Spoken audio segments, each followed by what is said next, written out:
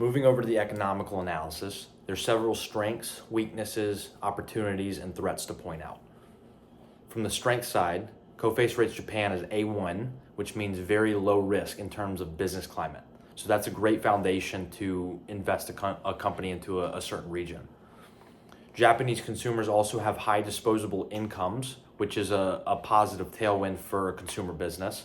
And although they tend to be more cautious with their disposable spending, they do tend to put value on quality over quantity, which aligns perfectly with Chick-fil-A's portrayal of a quality 100% real chicken brand.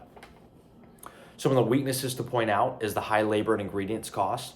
Specifically with ingredients, 40% of Japan's food is made domestically, so they're very heavily relying on imports. And this leaves Chick-fil-A open to geopolitical tensions or imports and tariff situations like we're seeing currently. So this is one risk to consider, as well as the laws and food regulations. Being a consumer food brand, tends to be a lot of regulations and rules around producing food that people are going to eat. So that's another potential weakness about the Japanese climate. From an opportunity perspective, Japan has the fourth largest economy in the world at 4.3 trillion US dollars. And there's a lot of popular tourist destinations as well. So cities like Tokyo, Kyoto, and Osaka are great opportunities to get Chick-fil-A's brand out globally and get a lot of foot traffic, while taking advantage of tourist cities like those that have such a big food culture in the culture of that city already.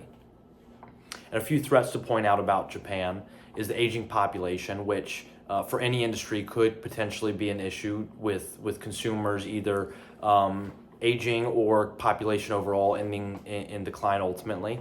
So that's something to consider. But a bigger threat would be the established competition that's already there. So companies like KFC and McDonald's that we see in the US are already well established in the Japanese market, as well as some of the other companies that you see down below that are well established and would be competing with Chick-fil-A but already have an established presence. Those would be the biggest threats to come and get a foothold in the Japanese region if Chick-fil-A were to invest.